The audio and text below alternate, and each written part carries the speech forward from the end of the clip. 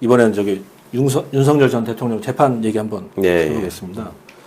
저는 민중기 특검이 허위사실 공표 혐의에 대해서 징역 2년을 구형을 했거든요. 이게 이제 2022년 대선을 앞두고 언론에다가 얘기를 한 게 있는데 윤 전 대통령이 김건희 씨와 건진법사를 만난 적이 없다. 그리고 최측근 소윤이라고 하면 불렸던 것 같은데 윤대진 전 검사장 친형인 윤우진 전 용산 세무서장에게 대검 중수부 출신 변호사를 소개한 적이 없다라고 얘기를 했는데 특검은 이게 다 허위사실이다. 그렇죠. 라고 얘기를 했거든요. 근데 이게 이제 이미 탄핵으로 뭐 파면은 됐지만 벌금 100만 원 이상이 확정이 되면 최종적으로 당선 무효가 되는 거잖아요. 그렇죠. 그러면 뭐 이미 탄핵되고 파면돼서 윤석열 전 대통령 개인적으로야 뭐 문제가 크게 안 될 수도 있지만 국민의힘한테는 굉장히 큰 타격 아닙니까? 그렇죠. 이게 국민의힘이 397억 원을 지금 토해내야 될 수 있는 상황인데 입장이니까. 예상을 어떻게 하세요? 가능할까? 법리적으로만 판단하면은 당선 무효가 되는 게 맞고 당연히 허위사실 토해내야 공표가 되죠. 되게 굉장히 세잖아요. 그럼요. 그간의 대법원 판례가 허위사실 공표에 대해서 어떻게 대처해 왔는가를 보면 그걸 알 수 있죠. 그리고 그거 사실은 그 두 가지만 특검이 기소했다는 거지 윤석열 거짓말한 게 지금 한두 개가 아니잖아요. 대표적으로 김건희가 구약을 다 외운다. 그거는 너무나 입증이 쉬운 거짓말 아니에요. 그다음에 뭐 자기 처가나 부인과 관련한 그 각종 의혹에 대해서 다 거짓말이었잖아요. 10원 한 푼 뭐 손해 준 게 없다. 주식도 뭐 손해를 본 거지. 뭐 주가 조작이라는 건 터무니없는 모함이다. 뭐 이런 얘기. 그다음에 중간에 뭐 채널A 조작 사건이나 뭐 여러 관련된 의혹에 대해서는 무슨 고발 사주 이런 거 관련해서 뭐 괴문서 운운하면서 오히려 적반하장으로 나오고 이런 짓들을 다 했는데 그것들이 기소만 안 됐을 뿐이지 사실은 정상 참작의 여지가 완전히 배제되는 배경 사실로서 여전히 존재한단 말이에요. 그러면은 이 사람은 당선 무효가 되는 게 맞고 이런 자를 당선 무효를 시켜야지 다음에 저런 자를 또 뽑아놓고 또 탄핵을 해야 되는 수고로움을 국민들이 겪지 않아도 된다. 그런 역사적 사례를 만들기 위해서도 꼭 필요한 부분이라고 생각합니다. 어영부영하지 않았으면 좋겠어요. 법원이. 재판 얘기 하나만 더 하겠습니다. 윤 전 대통령이 뉴스타파죠. 뉴스타파 한성진 기자, 뭐 그다음에 화천대유 대주주인 김만배 씨 등이 이제 지금 피고인인데 대장동 대출 수사 무마 의혹 보도로 명예를 훼손당했다는 사건에 이제 증인으로 나갔잖아요. 나가서 처벌을 한성진 기자 변호인이 처벌을 원하냐 그랬더니 원한다. 그러면서 그러면 보도 내용은 아냐 물어봤더니 모른다라고 대답을 하더라고요. 저도 뭐 기자이기 때문에 아니 보도 내용도 모르는데 어떻게 명예를 훼손당했다고 하면서 처벌을 원할까? 굉장히 상식적이지 않다라는 생각이 들었거든요. 변호인도 그래서 그 부분에 대해서 강하게 좀 반문을 했던 것 같은데. 그러니까 법률가가 아닌 일반인이 그렇게 얘기해도 굉장히 무식한 얘기일 뿐만 아니라 재판상으로도 불리한 얘기거든요. 근데 이 자는 자칭 평생을 자기가 법률가로서 검사로 살아왔다고 그걸 자랑스럽게 얘기하는 자인데 그 얘기하는 수준이나 내용을 보시면 그러니까 명예훼손을 내 명예를 훼손당했기 때문에 처벌해달라고 지금 얘기하는 사람이거든요. 내가 피해자라고 나와가지고. 근데 어떤 지점이 당신의 명예를 어떻게 훼손했다냐고 묻는 거잖아요, 지금. 근데 나 구체적인 건 잘 모른다. 기소해서 그런 거 아니에요? 네, 그러면서 말씀처럼 왜 그랬냐고 그러니까, 기소했으니까 내가 그냥 처벌해야 된다고 하는 거다. 그러니까 기소 내용이 뭐길래 당신이 어떤 명예를 훼손당했다는 거인 건데 그 질문의 요지와 전혀 상관없는 얘기를 2시간 동안 했다는 거 아니에요. 피해자라고 적시되어 있는 윤석열 씨만큼이나 이름이 많이 등장하는 게 이재명 당시 당대표입니다. 민주당 당대표입니다. 저희 사건하고 아무런 관계가 없고요. 저희 뉴스타파가 보도한 이 보도 내용과 민주당과 이재명을 연결시켜주는 증거는 그 어디에도 없습니다. 그런데 공소장 내용의 상당 부분이 이렇게 보인다 저렇게 보인다로 구성이 되어 있었습니다. 그리고 판사가 이대로는 재판을 할 수가 없다. 그 공소장을 변경해야 된다라고 얘기했을 때 검사들은 단 한마디 저항도 하지 않고 공소장 다 변경했습니다. 공소장을 총 3번 변경했습니다. 그래서 30여 쪽으로 줄어들었습니다. 이재명 관련된 부분이 다 날아갔습니다. 그런데도 불구하고 이 재판이 계속 진행되고 있습니다. 저는 이 재판이 부당하다고 생각합니다. 그러니까 이런 수준의 사람을 대통령으로 뽑은 사람들이 여전히 대한민국에 반 가까이 존재하고 그분들이 여전히 흩어지지 않고 있다라는 게 이번 지방선거 결과로 나왔었고 그렇죠. 네. 사실은 그 전에도 김문수, 이준석 이런 사람들한테 표를 던진 분들의 숫자가 이미 반이 넘었단 말이에요. 그러니까 이런 점들을 보다 보면 민주주의라고 하는 것이 제도를 통해서 국민들의 의지를 통해서 완성되는 게 얼마나 힘든 일인가를 보여주는 건데 제발 이런 점을 감안해서라도 좀 시민들이 정말 밝은 눈으로 후보자들을 살피셨으면 좋겠고 우리가 현대사의 불행을 여러 번 겪는데 대통령이 계속 탄핵되는 게 이게 좋은 일이 아니지 않습니까? 근데 왜 특정 정당 출신의 대통령들은 계속 그러는가, 왜 계속 감옥에 가는가를 좀 생각하면서 투표를 하셨으면 좋겠습니다. 진짜로. 꼭 비단 대선뿐만 아니라 다른 상황에서도 그냥 내 어떤 경제적 이득을 우선으로 이익 투표나 이런 계급 투표를 하는 게 맞는 것인가. 그게 이제 현실이라서 부정할 수는 없지만 우리가 지금 이런 어떤 내란 세력이 나라를 망가뜨리는 경험을 한 게 불과 얼마 되지 않았는데 우리가 이거를 지금 잊어버리고 있어도 되는 것인가. 그러니까 지난 어떤 그 계엄 이후에 내란 탄핵 국면에서 윤상현 씨가 자신 있게 얘기했던 거를 다시 상기하지 않을 수가 없죠. 지나면 이미 잊어먹는다다. 네, 1년만 지나면 다 잊어버린다. 그 말을 우리가 언제까지 정치하는 정상배들로부터 들어야 되는지 이거를 좀 꼭 좀 새기셨으면 좋겠습니다. 시청자 여러분 안녕하십니까. 유튜브 채널 JTB 뉴스가 선보이는 여의도 정치. 오늘은 신현영 전 의원님과 함께 하겠습니다. 자, 의원님 안녕하세요. 반갑습니다. 오랜만에 뵙습니다, 의원님. 그러게요. 왜 이렇게 오랜만이죠? 선거가 끝났는데 예. 그 후유증으로 시간이 정말 빠르게 가기도 하고 정말 안 가기도 하고 그냥 답답한 마음입니다. 예. 지방선거 이야기는 잠시 후에 하도록 하고 먼저 예. 윤석열 전 대통령 이야기를 해보도록 하겠습니다. 자, 평양에 무인기를 투입했다. 정말 많은 분들이 깜짝 놀랐을 텐데 저도 그때 멘붕 왔어요. 설마 했는데 특검이 1심에서 이게 징역 30년을 구형했는데 1심 선고량이 징역 30년 같아요.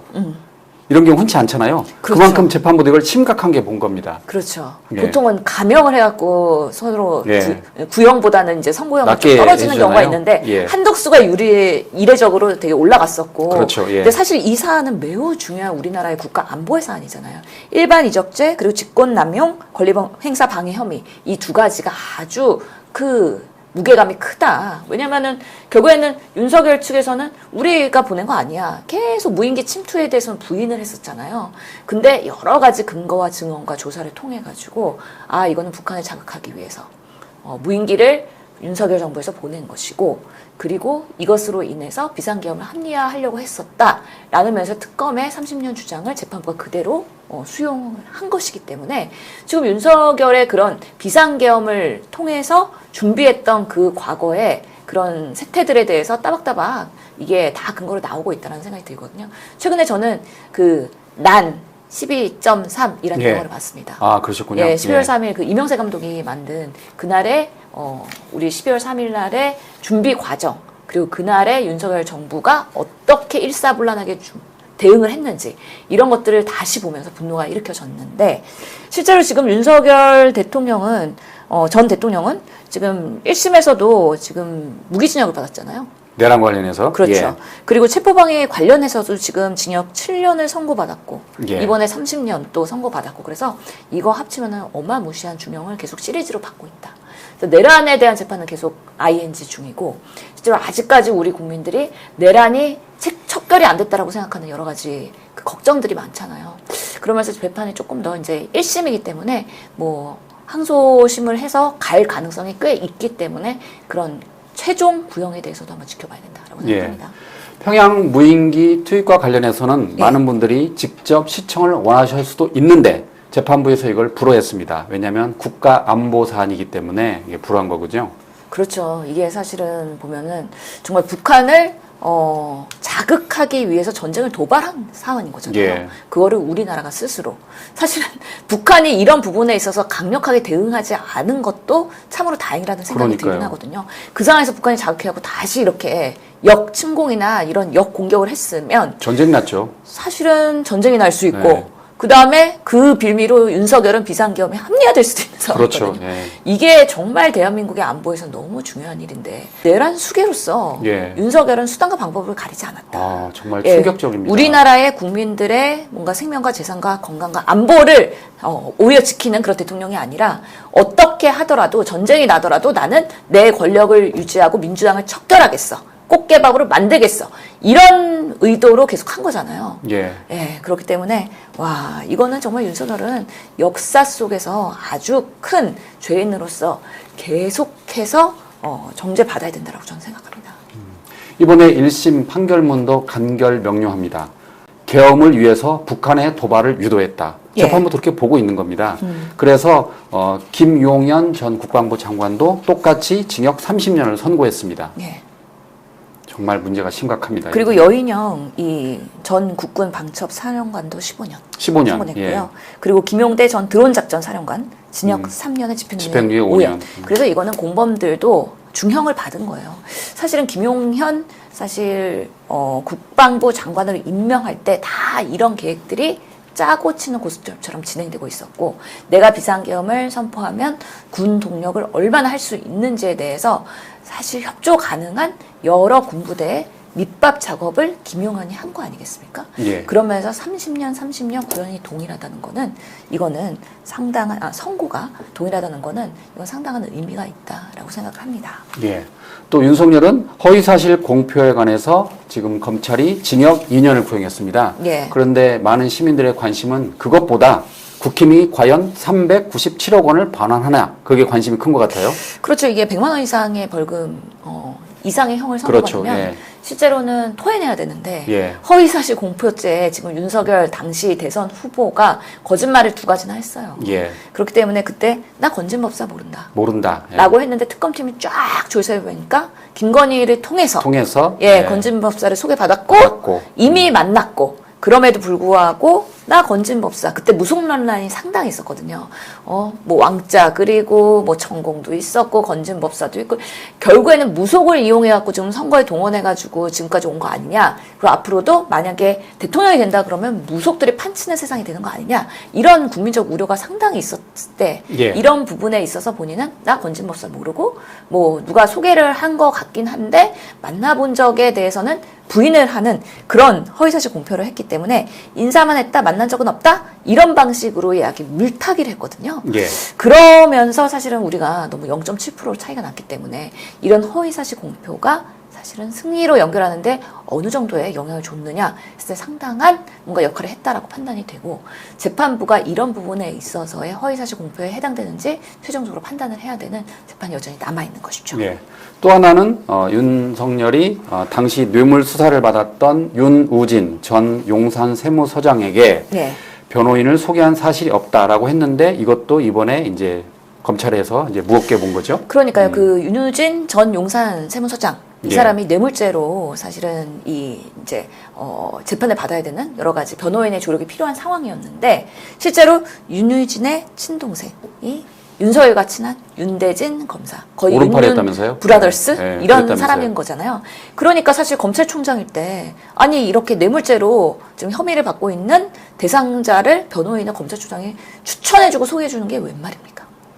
그런 면에서 사실은 그 추천된 이남석 변호사라는 사람도 검사 출신이고 윤석열과 신뢰관계가 있었기 때문에 서로 문자하면서 야 이남석 윤석열 그때는 검찰총장이 이남석 변호사한테 찾아가서 논의해봐라 이런 식으로 연결되는 그 카테고리의 과정들이 다 특검에 통해서 증명이 되고 입증이 된 건데요. 그런데 이게 대선에서 다시 불거져 나오니까 나 소개한 적 없다 라고 아주 오리발 내민 거 아니겠습니까? 그런 면에서 이것은 허위사실 공표에 해당되는 거고 이 윤우진의 변호사 소개 사건 관련해가지고 당시에 크게 이슈가 되고 기사가 엄청 많이 나오다가 윤석열이 부인함으로 인해서 이 기사가 쏙 들어갔거든요. 이 또한 0.7%의 차이로 대선을 이긴 것에 상당한 역할을 했다. 그렇기 때문에 이 허위사실 공표가 사실은 선거의 결과에 영향을 줬고 그렇다면 이거는 큰 중형이 내려야 된다고 생각을 하는데 예. 그렇기 때문에 100만 원 이상의 그런 벌금형 이상의 형이 나올 가능성이 있고 그렇게 되면 국민의힘은 이 토해내야 되는 397억. 예. 이 부분에 있어서는 책임을 져야 될 가능성이 있다라고 보이는 거죠.